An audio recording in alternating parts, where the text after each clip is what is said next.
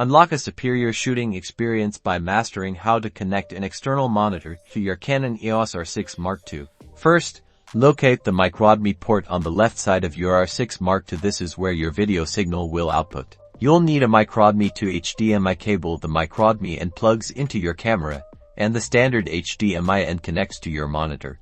Carefully insert the microHDMI end into the camera's port, ensuring a secure fit. Next, connect the standard HDMI end of the cable to the HDMI input port on your external monitor. Now, power on your camera and navigate to the shooting info display menu, typically found under the yellow wrench icon. Within this menu, find and select HDMI display to configure your output settings. Choose Camera plus External Monitor to simultaneously view the display on both your camera's LCD and the external monitor. For a clean feed on your external monitor without camera overlays, select External Monitor only, or adjust the information display options directly on your camera screen.